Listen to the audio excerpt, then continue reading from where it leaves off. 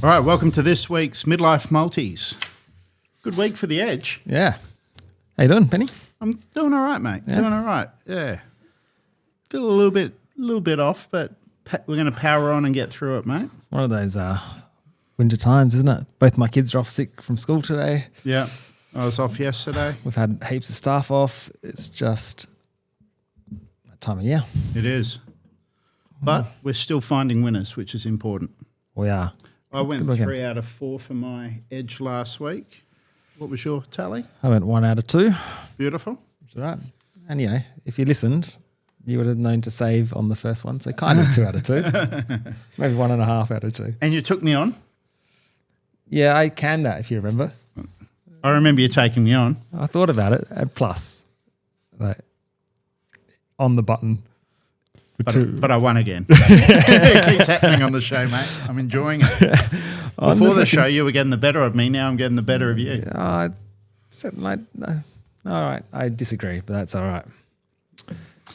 Well, shall we recap what we got? Yeah, absolutely. So last week we went head-to-head and I won clearly on... Again, after the nighttime conversation, I rolled it back. Okay, on the totals for the Suns and Power.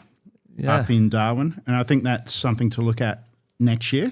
It goes in the notes because absolutely, yeah. If it's in the afternoon, doesn't matter how good the teams are playing leading up to it, they're playing with a bar of soap, and we saw that.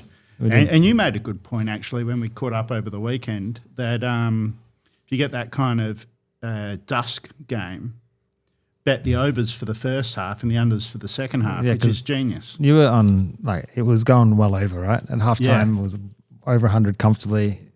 Yeah. And then they just didn't score in the last half. Then it turned into a cake of soap and the rest is history. Yeah, so I think that'll be a great bet for next year. Yeah, I did hear, I don't know how true it was, but I heard on the radio that they were talking about the quality of the last 2 games and they might move one to daytime because of it. Okay. Which might give us another edge because if you go historically, they might... Score through the roof. Yeah. So I think that's just a venue to watch for next year. Yeah. But Tick, we went the under there. Archie Roberts, I missed out by a point. Yes. Unlucky, right on it again, right on the button. Yep. Melbourne fourth quarter line, killed it. Yeah. They're playing good footy. They're playing really good. They're good to watch. It's and you know what? Surprising. Not only are they good to watch, they're giving teams hope. That's how quickly you can change a game. Well, they haven't brought anyone in, have they? No, they've lost. Oh, they brought in Jack Steele, and I think he's been really good in their midfield and probably their leadership, but no big names. No. And then the last one, I went the Saints versus Tigers for the over, and we got that as well. So I think we're seeing them pretty well. That's now 6 from 8 for me with the edge since we kicked it off. And I went Dunkley a speculative 30 plus. Yeah, looked like an absolute genius after 2 minutes when he'd already had 6. When he'd already had 6. Yeah, he had 16 at half time. He had 2 in the third or something. And then he only ended up with 22 or something. I think he had 2 in the third quarter. But it's still a possession spike for him against the Cats. So I think next year I will be a little bit more conservative and make the save bet, which was over 20, or him at his line, which was 20.5. Yeah. The main play, and maybe have a little speculator on the fours. In hindsight, it was because you were getting $1.90 for it, and you know that's a good price, which was enough, right? So I still think that's and an easy watch, really. So no damage done because we saved there, and then the other one was right on the button as well. Yeah, under 39.5, and it was exactly 39 points for Melbourne Hawks. Yep, like Hawks looked sore and nearly cost me, but they didn't. So have you got any edge bets that you found this week? I wouldn't call it an edge as such. This one, I do think Max Holmes is a good bet at 25 plus. It's only $1.46, right? So it's no massive numbers. Have you looked at the weather for that game? Yeah, I think it helps. I think the Sydney Geelong will be a fairly high transition, and he'll get his numbers. And we're going to do that. I'm going to have a play there at the 25 plus, and if his line's at around 26.5, they're not out yet, or whatever that might be, I'll probably go overs. Yeah. And then at 30s is a 260, so I'll probably have a little play there as well. But I think you can bang that $1.46 pretty comfortably. Okay. For everything else, I looked everywhere, couldn't find anything. I thought there's a venue game in Tasmania, right? The average winning margin down there is like 35. Hawks don't lose down there, but they're limping. Yeah.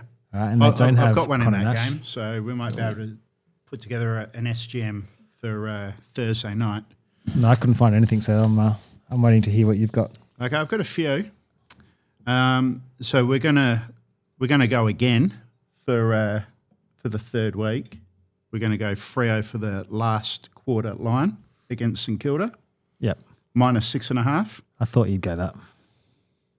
Well, it ain't broke.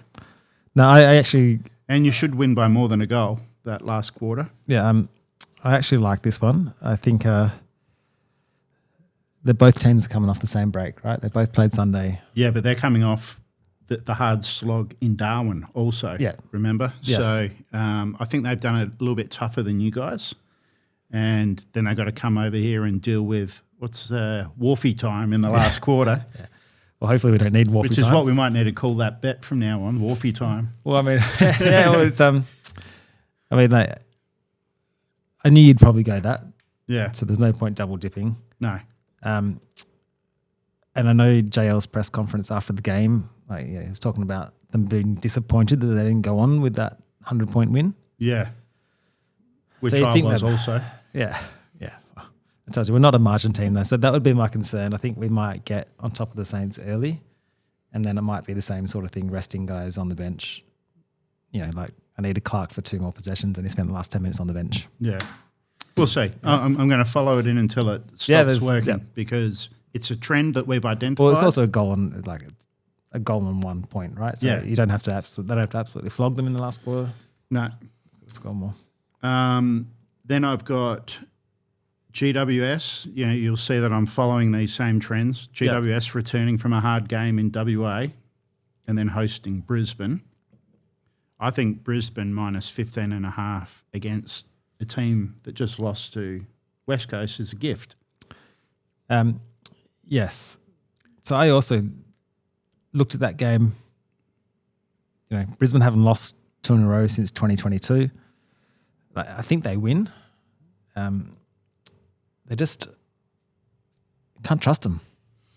I can trust them to bounce back after a loss like they had last week. I think that really would have damaged their resolve. And history says yes. Right? Yeah. So it's a 2-pronged bet, but the main edge is that team travelling back from WA. Yep. And to me, it looks like a gift. Look, I sent you a message before even the lines were out saying they're massive overs at $1.50, and now they've been crunched into $1.38. So, yeah, I see that line probably blowing out to 20-23 before the bounce. Oh, so you're locking in the 15.5. Locking in the 15. Yeah, like it. Yeah. Then I have the Hawks versus Adelaide at Launceston. Yep. And this is going to be on the same kind of provision as the Gold Coast. It's more environmentally based. Yep. It's an evening game. God knows why they're putting it down there for 8,000 people with 2 teams with 50-plus memberships. In the freezing cold. And it's going to be – have you seen what the temperature's going to be? Yeah. As low as -3. Yeah. And it's going to be wet. And I cannot believe the totals they put up.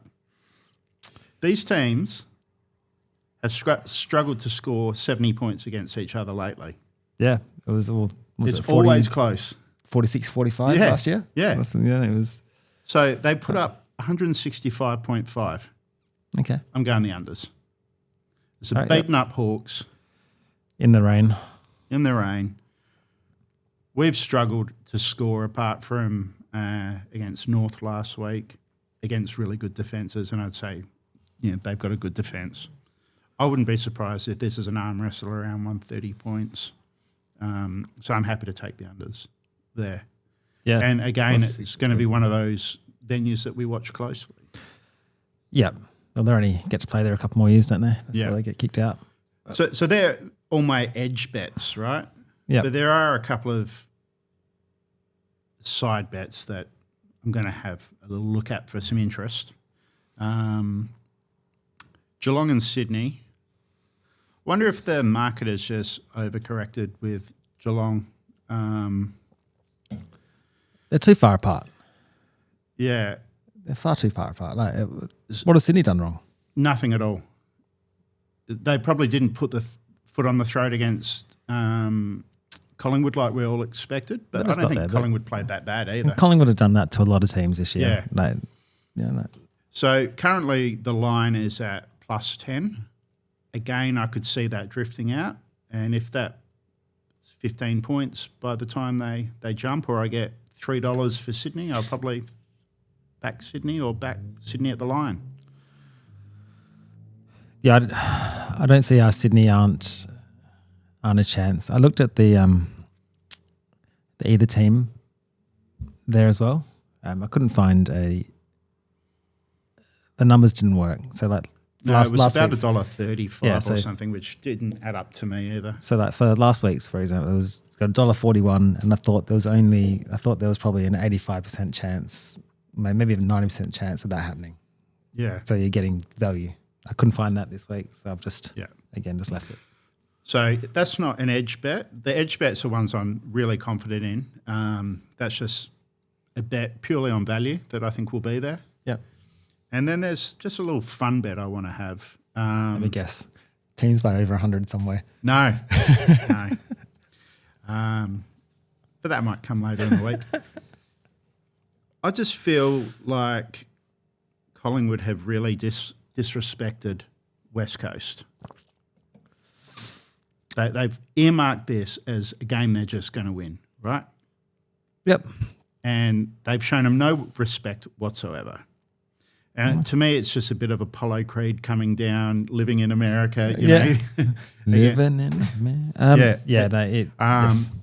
Look, I don't think West Coast will win, but I imagine that's up on the board all week, and West Coast come out of the blocks firing. Yeah. So, as I said, a little spec bet just for a bit of fun. You'll know at quarter time, but West Coast to win the first quarter and Collingwood to win each quarter after that. Okay. Paying $9.50. So that's the end of quarter leader? Yeah. So it's West Coast, Collingwood. Cool. I just thought West Coast might come out with a little bit of fire in their belly, try to take the shine off the ball, and then Fly will come, give them the pep talk. We're doing this for the club champ, and they get around him. Well, you'd hope they're pretty fired up themselves to begin with. Right? I'd like to see a market for Harley Reid to run through Pendlebury because he's the only one with the guts to do it, I reckon. I reckon Harley would give away more than 350s. It's a fair chance, isn't it? Yeah. But I could see him not giving a fuck about Pendlebury's final, 4-3-3. It's Harley's 50th in his mind. Possibly. Yeah. I do think Pendles is a bit of a hero for him, but same thing. I don't like all this commercial. We've never seen it. Like, never really seen it before, right? No. Boomer Harvey didn't have any of this. He wasn't selling watches and bottles of wine. And Boomer should probably also still be playing. Yeah. Well, they got rid of him too soon. Far too soon. Anyway, that's it for me for the AFL. Did you have anything else that you wanted to add or discuss? No, just obviously I'm still alive. Thanks for Sydney getting over the top. You are. Just this week I'm just going for you. They were $1.24 last time I looked. I think I think we should be $1.10. So probably get on that sooner rather than later before it evaporates. Like the last one did. Yeah. But that's enough for that bet. Yeah. All right. So that's it for AFL Edge. On to Silks and Sulks. The Nags. Mate, I didn't really bet much last week. I didn't have too much of an interest in the horses. You know, I had that little multi that came off at Ascot, and we had a quaddie which failed in the first leg. But Holly Watson double on a Saturday, pretty rare. Yeah, I wanted Private Eye, but they scratched it, and they probably shouldn't have at a soft 7. No, although the winner is a mudlark, so perhaps it was a bit wetter than you thought. Yeah, Rothfire at 60s. Yeah, solid. Grafterburners wasn't good enough. No. They had every possible. Yeah. It's not Jimmy Starr, he really hasn't come up. No, Jimmy Starr, you can put a line through him for this prep. Yeah. Surely they tip him out now. They'd have to, wouldn't No, you'd think so. But I thought that last 2 runs also. So yeah. It's tough. I think they were steered by Ethan Brown a bit into this one. They thought he was ready to go. Yeah. Nice. I put a couple of bets up on the weekend. I was happy with all their runs, to be honest. The 2-year-old Swift Ruler and the first at Belmont. It just got lost. Like it doesn't know what it's doing. And it's green. I think there's probably a little bit under the tank there and it'll win a maiden. But you're probably not going to find a price because it's coming again on the line, right? It's got lost around the corner. Yeah. I'm not sure it would have got the horse that won. Who rode it? Pikey. Oh, yeah. You gave it. Perfect steer.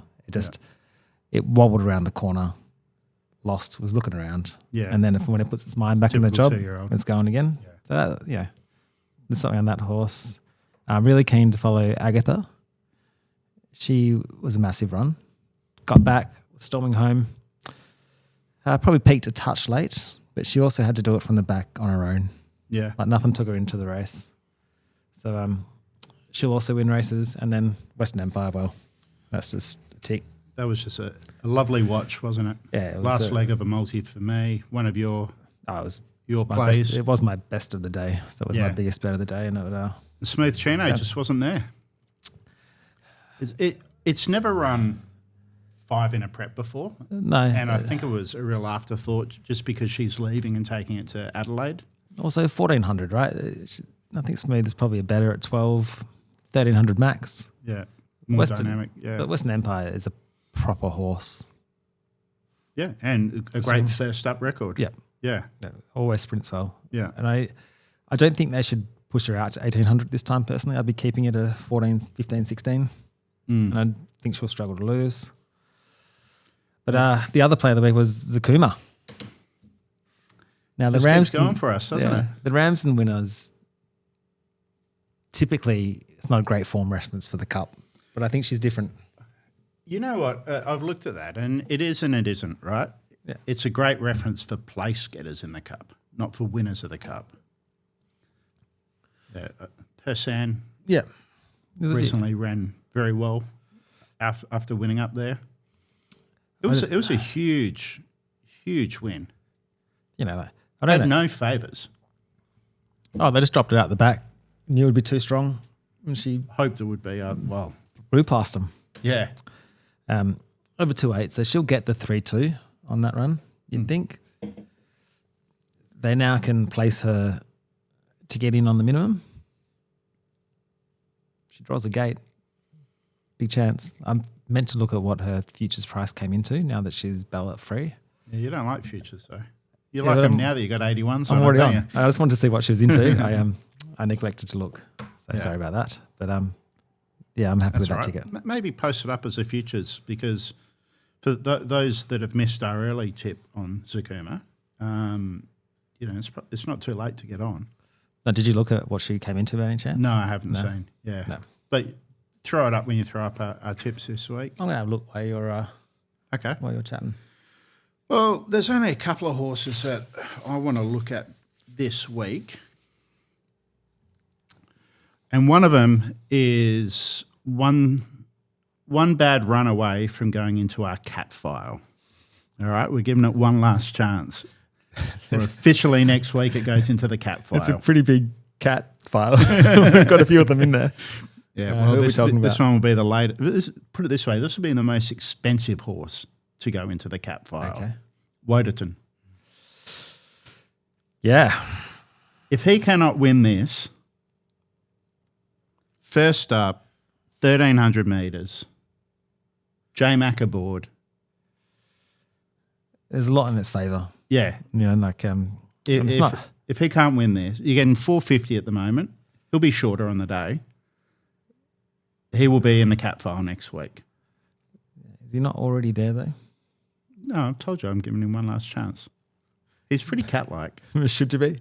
He's half a cat. Probably not, but it'll give you a chance to laugh at me next week if he's going in. Yeah. And then my old favourite will probably go head-to-head with you again in the Doomben Cup. Good race, the Doomben Cup. It is small field. Yeah, not the biggest, but it's I can see right? Jenny doing Jenny things and stringing it out, which I think will set it up for my boy, Vauban, to come storming over him late at $758. He loves the 2000 Vauban. He's not one of mine. No, it's so good when I beat you when I back you. Look, it's a Pride of Jenny race, so I won't be having a bet. Yeah. I'll be watching. I have a keen eye on half yours with a look to the futures. I still think it's a little bit short for half yours. So yeah, like 2000. It really wants that 2400 of the Caulfield Cup, and then hasn't been. I just want to keep an eye on him. Zakuma's into 26s. There you go. So that's a good futures to put out there. It's quite a short one. Yeah, they're the only two horses for me this weekend, mate. And then I just wanted to touch on Western Empire, but you've already done that. The other race of note is the Roses. The fillies and mares. Yeah, I think Panova can get it done. She's favourite or second favourite, but it's still like kind of 480-ish. Yep. She's a she looked like she was back last week. We hadn't seen that run this time in, and then she was good. She was real good actually. I think her best is better than the rest of the field, so I think she's a bet for me. Yeah. Did you have any real sick beats on the weekend? No, I didn't really. No, I think you were like me. We were very low on the betting stakes. Just picked and choose our races, and that was it. Yeah, and that's not. It's change of track, change of the. It's that time of year. You just different form lines merging. Yeah, keep your powder dry. I had a few at Doomben that I was going to play, but when it came up heavy 8, it's just like, nah, I'll just park it for the week. Keep it powder dry. Yeah. All right, that's it for Silks and Sulks. Time for Grip It and Rip It. Grip it and rip it. Big week last week, and was I gutted on Monday morning when I saw the result and went to my betting slip and, yeah, I've got Aaron Rye at 150 to 1s, but I backed him for first round leader. So I wasn't that happy. No, he wasn't leading first round. No. So I didn't get a collect there. And it was just a tough grind. Tommy Fleetwood did Tommy Fleetwood things and missed the cut. Yep. I had him. He was my biggest play of the week.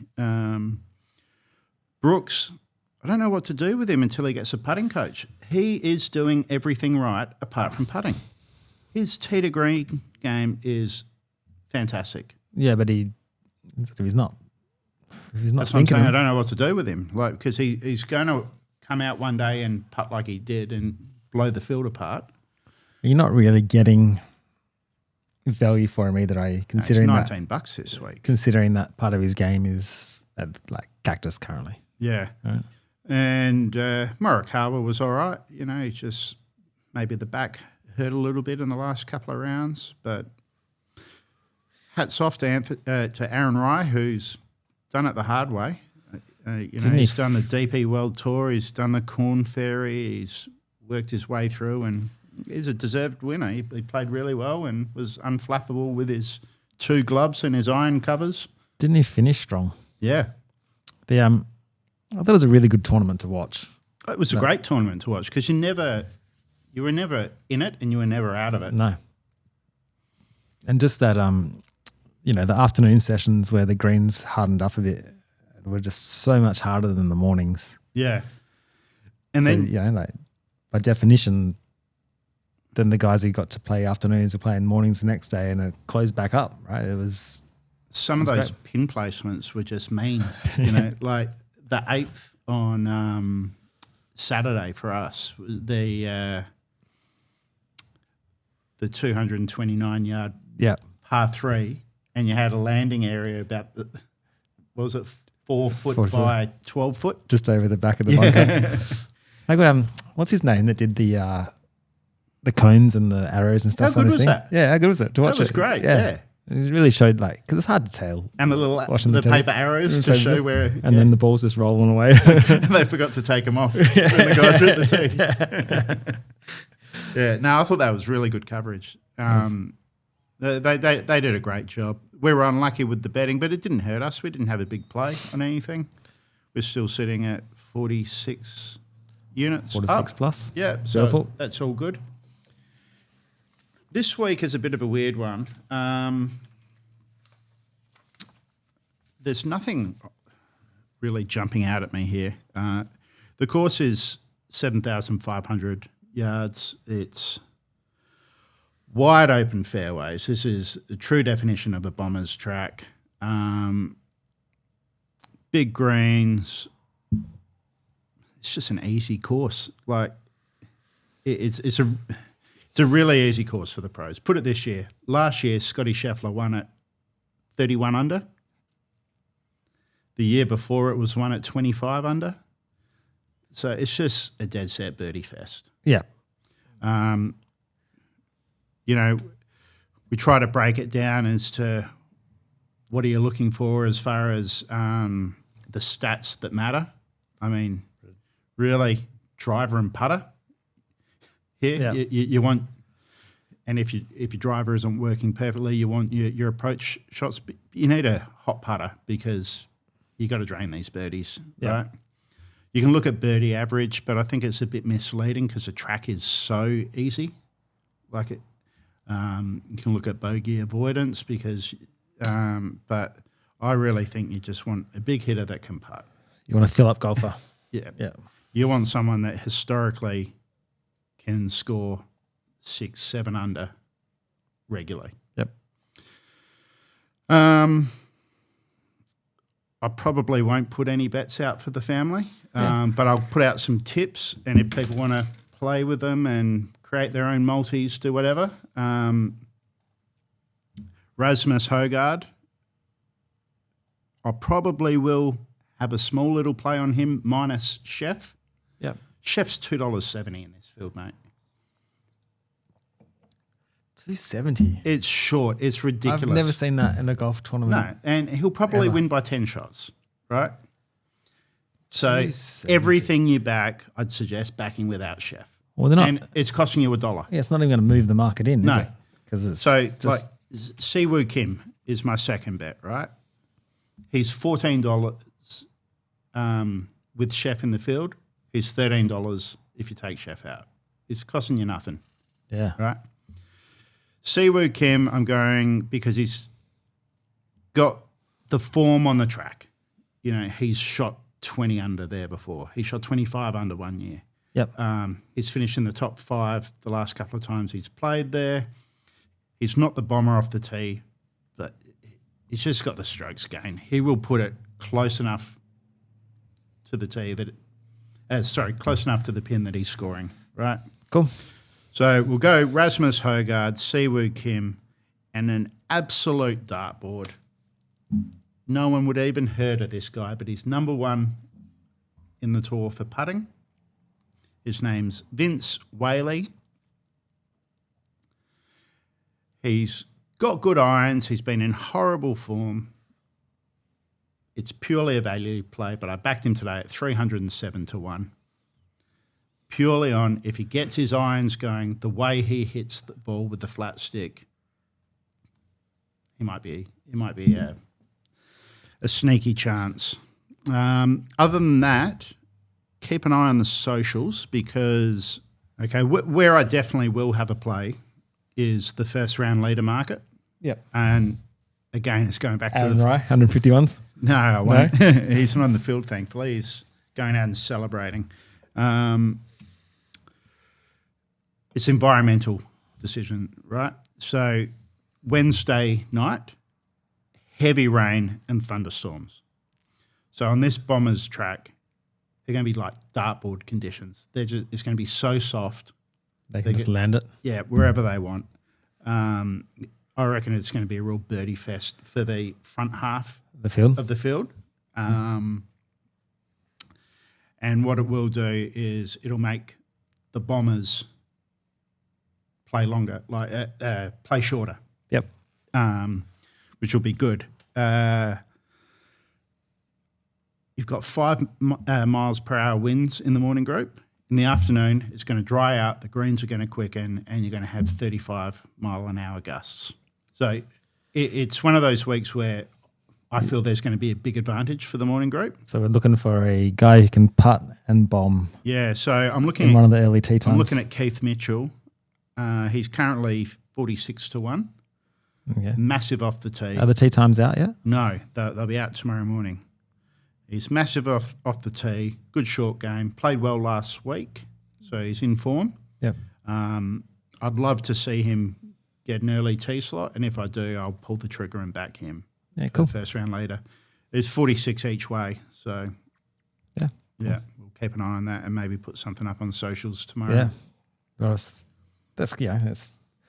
when we're looking at the golf and trying to beat the bookies. It's a bit of an edge, isn't it? It is. It's my golf edge for the week. But yeah, like I said, as far as the overall betting strategy, there's probably nothing I want to play. But if people want to play for a bit of interest, they're my selections.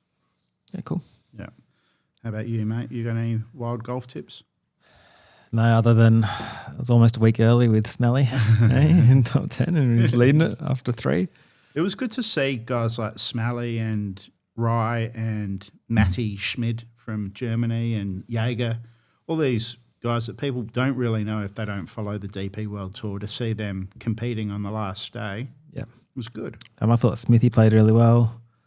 Yeah. Well, you heard he's got a new coach. I did not, but I just thought... So he's had the same coach since he was 9 years old, and parted ways with him, and he's joined Butch Harmon now. Okay, cool. Yeah. Which was good for me, because a part of me was actually really beginning to worry about Cam Smith. Yeah, whether he actually wanted to play anymore. No, we all know he's got the talent. He just retired, didn't he? Did he take the money? Went to the Live and retired. Yeah. Now Live's dead, so... Talk about futures bets. The way he played on the weekend, I haven't looked at the market, so I don't know. But he would be a futures bet for the Open again. It suits his game style. And if he's clicking back into gear, you're probably getting overs compared to based on how he's played recently. Well, you should be, right? You should be getting overs about him. If you're getting 50s or more, I think he's a bet.